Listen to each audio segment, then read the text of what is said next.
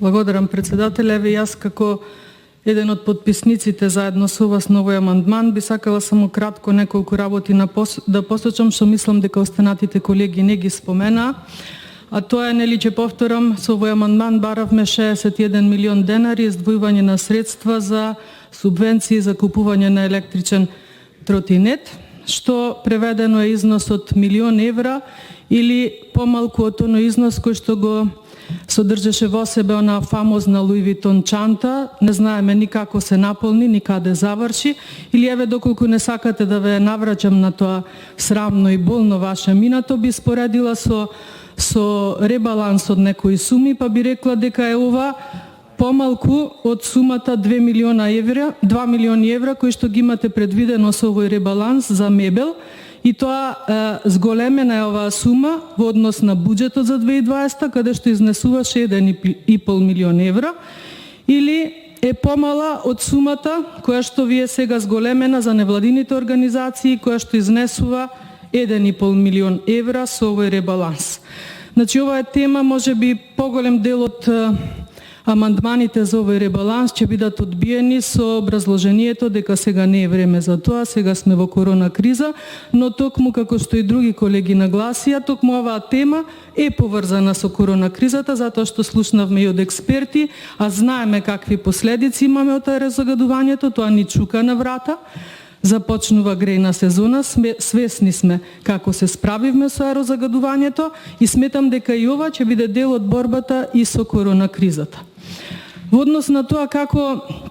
се однесуваше оваа сегашна власт кон проблемот аерозагадување во периодот кога беше опозиција, мислам дека беше една од најексплоатираните теми во тој период додека не беа на власт, па само една изјава од оние најфрапантните и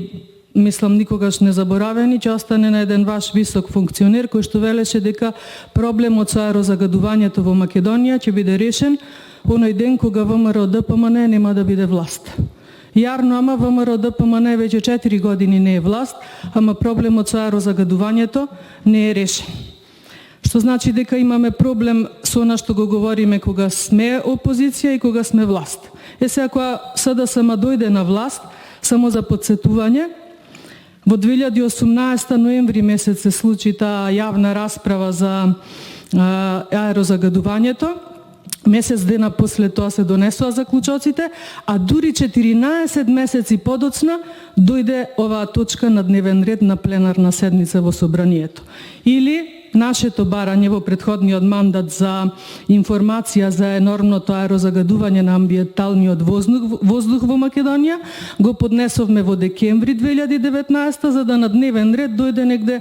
после месеци повеќе. Значи, толку од вашата сериозност и контрадикторност во периодот кога сте опозиција и кога сте власт, или да речеме за време на периодите кога бевте власт, буџетот за 2017 не го третиравте како ваш буџет, бидејќи бил проектиран во времето на ВМРО ДПМН, па ајде имавте некакво си оправдување за ребалансот на буџетот 2017, но затоа буџетите 2018 и 2019 година издвоја минимални средства за заштита и борба со аерозагадувањето. Тоа е онаа контрадикторност за која што зборувам, но за жал не сте контрадикторни само од периодот кога бевте опозиција и сега власт, туку се случува и сега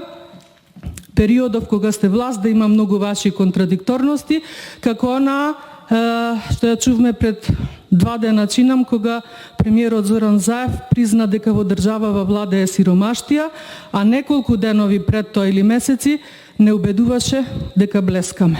Значи, контрадикторности на секој чекор, или може би сега важи едно правило, тоа беше виц, за жал состојбава во Македонија не е виц, односно, кога го слушаме Зоран Заев, треба да го слушаме што зборува, но никако да го гледаме што прави, бидејќи сиромаштијата на негова врата се уште не е тропната, нема ни да тропне со оглед на она како се однесува. Ви благодарам.